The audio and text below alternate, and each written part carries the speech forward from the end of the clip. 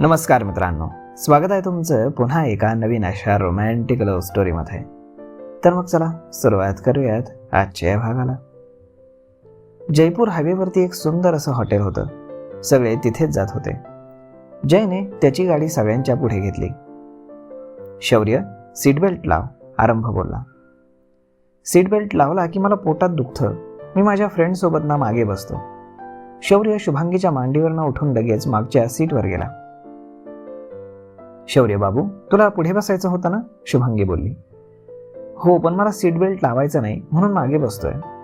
काकासा चला. आणि मला जे प्रॉमिस केलं होतं ते लक्षात आहे ना, शौर्य बोलला. Okay boss. कसलं प्रॉमिस, शुभांगी बोलली. शौर्य, ते आपलं सिक्रेट आहे ना, आरंभ बोलला. येस परी, ते आमचं सिक्रेट आहे. मग शुभांगीनं लटक्या रागात त्याच्याकडे पाहिलं. सीट बेल्ट, तो तिच्याकडे पाहून बोलला आणि तिने इग्नोर केलं. आरंभ लगेच तिच्याकडे झुकला आणि ती दचकली आणि गोंधळून त्याच्याकडे पाहू लागली. तो अजूनच तिच्या जवळ आला. तिचे हार्टबीट्स लगेच फास्ट झाले. तिच्या डोळ्यात पाहत त्यानं हात पुढे करून तिच्या सीटला असणारा बेल्ट हातात घेतला आणि बेल्ट घेत असताना त्याच्या थंडगार बोटांचा स्पर्श तिच्या नाजूक उघड्या कमरेला होत होता. ती लगेचच शहारली. ते पाहून त्यानं मुद्दाम त्याची बोटं तिच्या कमरेवरनं पोटावर रेंगाळली. एका गोड भीतीनं तिच्या पोटात गोळा आला आणि तिनं पोट आकसून आतमध्ये घेत श्वास रोखला. ती श्वास घेत नाहीये हे लक्षात येताच तो गालात हसला. टेक अ ब्रेथ, असं म्हणत त्यानं सीट बेल्ट लावून दिला आणि बाजूला झाला. शुभांगीने खिडकीच्या बाहेर पाहत एकदम श्वास सोडला. हे सगळं अनपेक्षित होतं तिच्यासाठी. मग आरंभने गाडी स्टार्ट केली आणि तेही निघाले. आरंभ गाडी चालवताना मध्ये मध्ये तिच्याकडे पाहत होता आणि शुभांगी खिडकीच्या बाहेर पाहत होती. इकडे जयची गाडी समोर असल्यानं ते आधीच स्पॉटवर पोहोचले. आरंभ अजून कसा आला नाही म्हणून सपना मनातच चरफडत होती. ती आरंभला फोन करत होती परंतु त्याचा फोन लागत नव्हता. कुठे लाहेर जयची गाडी समोर असल्यानं ते आधीच स्पॉटवर पोहोचले होते. आरंभ अजून कसा आला नाही म्हणून सपना इकडे मनातच चरफडत होती. ती आरंभला फोन करत होती परंतु त्याचा फोन लागत नव्हता. कुठे राहिलाय आरंभ, मला भूक लागली आहे. जय, फोन कर ना. येईल ग तो, इथे रेंज येत नाहीये ना.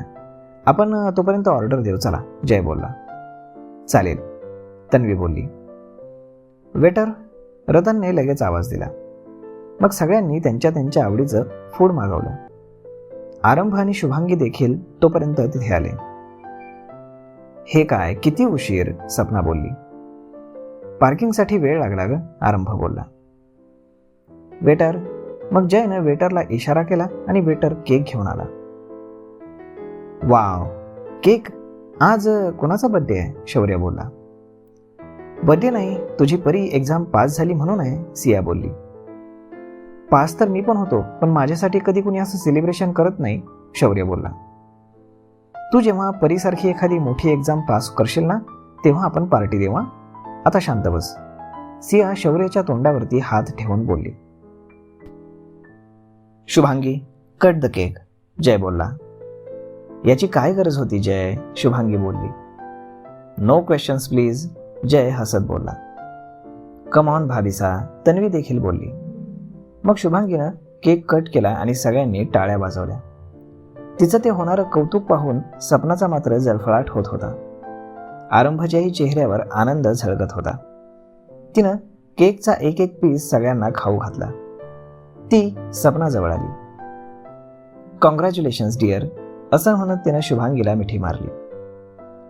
या घरातलं हे तुझं अखेरचं कौतुक आणि सेलिब्रेशन असेल, सपना तिच्या कानात हळूच बोलली आणि शुभांगीचा हसरा चेहरा एकदम उतरला. नाईस केक, सपना हसत बोलली आणि शुभांगीचे डोळे भरून आले. पण सगळ्यांना कळायला नको म्हणून तिनं बाहेर येणारे अश्रू आतच रोखले, पण आरंभला ते लगेच कळालं. मी आरेच, शुभांगी हसण्याचं नाटक करत बोलली. कुठे चाललीस, सिया बोलली. वॉशरूमला, शुभांगी तिथून बाजूला गेली. सर, युअर फूड, वेटर त्यांची ऑर्डर घेऊन आला. वाव, तन्वी बोलली. मग शुभांगीनं वॉशरूममध्ये जाऊन अश्रूंना वाट मोकळी करून दिली. तोंडावर पाणी मारून ती पुन्हा चेहऱ्यावरती खोटं हसू घेऊन तिथे आली. काय झालं, किती वेळ? सिया बोलली. वहां पहले से ही 2 लेडीज थी इसलिए देर हो गई, शुभांगी बोलली. आओ बैठो, सिया बोलली. मग सगळे जेवत होते. शुभांगी फक्त घास घोळत होती. तिचं खाण्याकडे लक्षच नव्हतं. मेरा हो गया, मुझे वहां जाना है, शौर्य बोलला. 1 मिनिट बेटा, सगळ्यांचं जेवण झाल्यावर की जाऊ आपण. नो, मला आत्ताच जायचंय, शौर्य हट्ट करू लागला. दीदी माझं झालंय, मी जाते शौर्यासोबत, शुभांगी बोलली. अगं तू काहीच खाल्लं नाही शुभांगी, सिया तिच्या प्लेटकडे पाहत बोलली. बस दीदी, मेरा हो गया, शौर्य चलो. मग शुभांगी शौर्याला घेऊन चिल्ड्रन्स प्ले एरियामध्ये गेली. शौर्य स्लाइड करत होता आणि ती एका बेंचवरती बसून त्याच्याकडे पाहत होती. सपनाचे ते शब्द आठवून तिच्या डोळ्यातनं पाणी बाहेर येत होतं. खरंच आता काहीच दिवस उरले होते. त्यानंतर ती सगळ्यांपासून कायमची दूर निघून जाणार होती. थोड्याच वेळात आरंभ तिथे आला. तोही तिच्या बाजूला बसला. त्याला पाहून तिनं डोळे पुसले आणि उठूनच जात होती की त्यानं तिचा हात पकडला. तिच्या डोळ्यात अजूनच पाणी आलं आणि तिनं रडत त्याला मिठी मारली. त्यानं देखील तिला मिठीमध्ये घेतलं. ती हमसून हमसून रडत होती आणि तो तिच्या दंडावरती रब करत तिला शांत करत होता. तिला भावनिक आधाराची फार गरज होती आणि आरंभ तिथे होता तिच्यासाठी. दोघांमध्ये संवाद जरी नसला ना तरी त्याला तिची फिकीर होती, प्रेम होतं आणि काळजी तर त्याहूनही जास्त होती. थोड्या वेळानं ती शांत झाली आणि त्याच्यापासून दूर झाली. तुम्ही इथे का आलात? ती नजर चोरत बोलली. तुला माहित नाही? मी ठीक आहे, माझी काळजी करू नका, शुभांगी बोलली. ओह रिअली? तू ठीक आहेस? खूप खुश आहेस ना? हो, शुभांगी बोलली. मग डोळ्यात हे पाणी का? चेहऱ्यावर ही नाराजी का? तुझ्यासाठी सगळे खुश आहेत तर मग तुझ्या चेहऱ्यावर हसू का नाही? सगळं तुझ्या मनासारखं तर होतंय, मग तू खुश का नाहीयेस? कोण म्हणालं तुम्हाला की मी खुश नाही? मी खूप खुश आहे. जडेजा परिवार एकत्र आला. तुमचं लग्न होतंय, तुम्हाला तुमचं प्रेम मिळतंय, तुम्हाला बाळ होतंय. खूप खुश आहे मी. शुभांगी चेहऱ्यावरती एक मोठी स्माईल आणून म्हणाली. पण त्यामागे किती दुःख आहे हे आरंभला माहीत होतं. ती जसं वागतीये त्याचा तिला त्रास होतोय हे ती मान्यच करत नव्हती की मुद्दाम तिला मान्य करायचं नव्हतं. या राईट, माझं प्रेम ते तर मला मिळणारच आहे आणि त्यानं माझ्यापासून कितीही दूर जाण्याचा प्रयत्न केला ना तरी मी जाऊ देणार नाही. मग यात त्याची खुशी असो किंवा नसो, जे माझं आहे ते माझ्यापासून कोणीही हिरावून घेऊ शकत नाही. आरंभ तिचा हात गच्च पकडून बोलला आणि तिथून निघून गेला. त्याला तिचा इतका राग येत होता की जिच्यासाठी हे सगळं तो सहन करतोय तिला त्याच्याबद्दल जराही आत्मीयता नाही. ती किती स्वार्थी होतीये, तिला पावलोपावली अपमानित करते आणि तरीही ती शांत आहे. आजच्या जगात कोणी एवढं उदार, एवढ्या मोठ्या मनाचं कसं असू शकतं हे त्याला पटतच नव्हतं. पण यात तिचाही दोष नव्हता. ती हळवी होती, भावनिक होती. स्वार्थी बनणं कधी जमलंच नाही तिला. तिच्या याच वीक पॉइंटचा फायदा घेतला होता सपनानं आणि ती सपनाच्या या भावनिक खेळाच्या जाळ्यामध्ये पूर्णपणे अडकली होती. त्यामुळे काय बरोबर काय चूक याचा खोलवर विचार करायला ती तयारही नव्हती. ज्या काही घटना तिच्या बाबतीमध्ये घडत होत्या त्यामुळे जे दिसतंय त्याच्या विरुद्ध विचार न करता ती त्याच प्रवाहामध्ये वाहत चालली होती आणि आरंभ म्हणूनच तिच्यावरती खूप जास्त चिडत होता. सपना लेट्स गो, आरंभ सपनाला बोलला. ओके, सपना म्हणाली. पाठीमागनं शुभांगी शौर्यला घेऊन तिथे आली. आरंभ, शुभांगी आणि शौर्य तुझ्यासोबत येत आहेत ना? जय शुभांगीकडे पाहून आरंभला बोलला. नो, मी आणि सपना तलावाजवळ जातोय. सपना कम. आरंभने सपनापुढे हात पसरले. सपना खूप खुश झाली आणि शुभांगीला एक लुक देत ती आरंभच्या हातात हात देऊन निघून गेली. इकडे सगळे शुभांगीकडे पाहत होती तर ती शांत उभी होती. इकडे आरंभ शांतपणे गाडी चालवत होता. सपना त्याचं निरीक्षण करत होती. नक्कीच याचं आणि शुभांगीचं काहीतरी झालंय, म्हणूनच हा शांत आहे, ती मनातच बोलली. आपण कुठे जातोय आरंभ? जवळच एक तलाव आहे, माझी फेवरेट जागा आहे तिथे. ओके. मग थोड्याच वेळात ते तलावाजवळ आले. छान स्पॉट होता. आजूबाजूचे लोक वाटसरू तिथे यायचे, फोटो काढायचे. स्पॉट बराच फेमस असल्यानं तिथे लोकांना बसण्यासाठी बेंचेस होते, लाईट लावले होते. तलावाच्या कडा बांधलेल्या होत्या. आजूबाजूला हिरवागार गवत आणि रंगीबेरंगी फुलं होती. तलावाला 1-2 होड्या होत्या. रात्र असल्याने तिथे यावेळी जास्त वर्दळ नव्हती, शांतता होती. तो आरंभने गाडी रोडच्या बाजूला उभी केली आणि दोघेही गाडीतनं बाहेर आले. वाव, नाईस प्लेस, सपना आजूबाजूला पाहत खुश होत बोलली. हो, आरंभही म्हणाला. मग दोघेही तिथे असणाऱ्या बेंचवर बसले.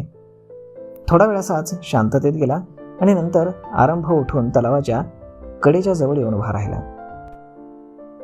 हाताची घडी घालून त्या तलावातील शांत पाण्याला तो पाहत होता. आरंभ.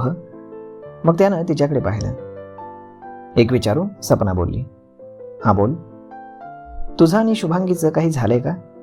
नाही म्हणजे तू एकदम शांत आहेस म्हणून विचारलं. काय होणार, ती माझ्यासाठी आता इम्पॉर्टंट नाही आहे, त्यामुळे तिचं मला काही वाटत नाही. मग तू शांत काय आहेस? नथिंग. आरंभ, आपलं लग्न का होतंय हे माहीत आहे तुला ना? I know. हे बाळ नसतं तर तू शुभांगीला कदाचित कधी सोडलं नसतंस. मी तर अजूनही म्हणतेय की वेळ गेलेली नाहीये, तू या लग्नाला नकार दे. आरंभ चकित होऊन तिच्याकडे पाहू लागला. तुला मी नाटक करते असं वाटतंय ना? पण मी खरं बोलतेय. माहिती आहे मला तुझं शुभांगीवर आजही फार प्रेम आहे. मी डॅडला समजावेन अँड आय प्रॉमिस मी कधीच तुमच्या दोघांमध्ये येणार नाही. तुझ्या प्रेमाची निशाणी म्हणून मी एकटी या बाळाला सांभाळेल, त्याला मोठं करेन. सपना मुद्दाम डोळ्यात पाणी आणून म्हणाली. तू एकटी नाहीयेस, आपण दोघे मिळून या बाळाला मोठं करू. शुभांगीसाठी मी माझी जबाबदारी विसरू शकत नाही, ते माझ्या संस्कारात बसत नाही. शुभांगीवर माझं प्रेम आहे ते कधीच कमी होणार नाही आणि त्यामुळे तुला काही त्रास होईल असंही मी कधीच काही करणार नाही. या बाळाला जडेजा खानदानाचं नाव मिळेल आणि तुझे सगळे अधिकार तुला मिळतील, पण मला थोडा वेळ हवाय. I can understand. मीही तुला शुभांगीबद्दल कधीच काही बोलणार नाही. मला माहीत आहे ती आपल्यामध्ये कधीच येणार नाही. असं म्हणत सपनानं त्याला मिठी मारली. थँक्यू मला समजून घेतल्याबद्दल, आरंभ बोलला. तुला मी समजून नाही घेणार तर मग कोण घेणार आरंभ? आपले लग्न झाल्यावर शुभांगी तुझ्यापासून इतकी दूर जाईल की ती तुला शोधायचा प्रयत्न जरी केलास ना तरी ती तुला सापडणार नाही. सपना मनातच खुनशी हसत बोलली. निघूयात? आरंभ तिच्यापासून दूर होत बोलला. ओके. मग दोघेही गाडीकडे जाणारच की 4-5 माणसं एकदम त्यांच्या समोर आली. त्यांना पाहून सपना आणि आरंभ दचकले. ते चौघे एकदम धष्टपुष्ट आणि चांगले शरीर यष्टीचे होते. सपना घाबरून आरंभच्या पाठीमागे झाली. मैंने बोला था ना हुकुम, ये आज हवेली से बाहर आने वाला है, एक जन बोला. सही खबर लाया रे भैरव, तुझे इनाम जरूर मिलेगा, त्यांचा एक मेन माणूस बोलला. कोण आहात तुम्ही? काय हवंय तुम्हाला? आरंभ बोलला. कितने दिनों से थारा इंतजार कर रहा था कि कब तू ऐसे अकेला मिलेगा. आज मिला है. अब ये मौका मैं हाथ से जाने नहीं दूंगा. What do you want? आरंभ बोला. थारी जान. तो व्यक्ती क्रूरपणे हसत बोलला. आरंभ. सपना घाबरून बोलली. रिलॅक्स, तू गाडीत जाऊन बस. आरंभ सपनाला बोलला. ये मैडम कौन है रे भैरव? तो व्यक्ति सपनाकडे पाहत बोलला. बिंदनी होगी. बिंदनी नहीं हुकुम, बिंदनी तो कोई और है, मैंने देखा है उसको, घनी सुंदर है. फिर ये कौन है? दूसरी बिंदनी. दूसरी? पहली होते हुए दूसरी? बड़े लोग बड़े लफड़े. गांव में खबर है कि इसके पेट में जडेजा परिवार का वारिस है, इसलिए ये शादी हो रही है. दूसरा व्यक्ति हंसत बोला. अरे बाप रे, तो ये बात है. मानना पड़ेगा माँ जिसा को, सबको ज्ञान देती फिरती है और ये संस्कार दिए अपने पोते को. That's none of your business. Aarambh दात आवळत रागात बोलला. हिंदी हिंदी बोलो बडे हुकुम, हिंदी ना आवे के. मग त्यावर सगळे हसू लागले. क्या चाहिए बोलो. पैसे ये ले लो.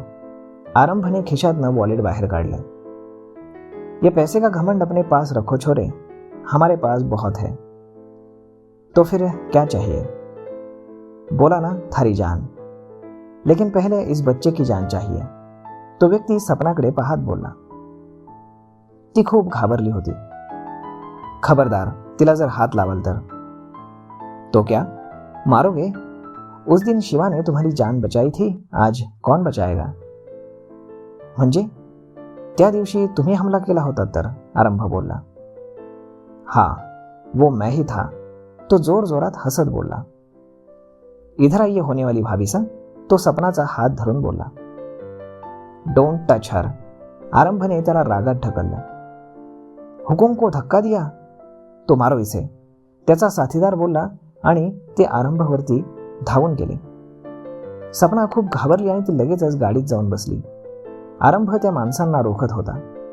5-10 मिनिटं त्यांच्यामध्ये हातापाई झाली. ती माणसं आरंभावरती भारी पडत होती. सपनाने स्टेअरिंगकडे पाहिलं तर चावी गाडीलाच लावलेली होती. ती पटकन समोर जाऊन बसली आणि गाडी स्टार्ट करत होती. तिचा पळून जाण्याचा इरादा होता. त्या गुंडातील एकानं पळत येऊन गाडीची चावी काढून घेतली आणि सपना घाबरली. अरे मॅडम जी, अपने होने वाले पति को छोड़ के कहाँ चली. तो माणूस हसत बोलला. प्लीज मला जाऊ द्या. सपना बोलली. ऐसे कैसे जाने दे. इस जडेजा परिवार से पुरानी दुश्मनी है हमारी. हे बघा, माझा त्याच्याशी काही संबंध नाही. तुम्हाला त्याला जे काय करायचे ते करा, पण मला जाऊ द्या प्लीज. जाने देता. अगर तुम्हारे पेट में उसका बच्चा ना होता तो मैं जडेजा खानदान का नामो निशान मिटाना चाहता हूं. हे बाळ जडेजा परिवाराचं नाहीये, प्लीज मला जाऊ द्या. इस बच्चे को बचाने के लिए झूठ बोल रही हो. तो माणूस क्रूरपणे हसत बोलला. नाही, मी खरं बोलतेय. हे बाळ आरंभचं नाहीये. जडेजा परिवारासोबत याचा काही संबंध नाही. अगर ये बच्चा जडेजा परिवार का नहीं तो फिर किसका है. बंटी माझा बॉयफ्रेंड, त्याचं हे बाळ. झूठ बोल रही हो ना. 2 दिन बाद तुम्हारी शादी है ना. नहीं, मी खरं बोलतीये. हे बाळ आरंभचं नाहीये.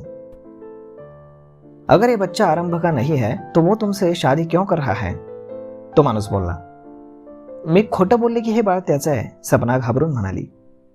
और उसने विश्वास कर लिया. छोरी, मुझे पागल समझे है क्या. अनपढ़ हूं मैं, लेकिन दिमाग है मेरे पास. तूने कहा और जडेजा परिवार ने मान लिया. माजी सा उड़ती चिड़िया के पंख गिनने वाली औरत है.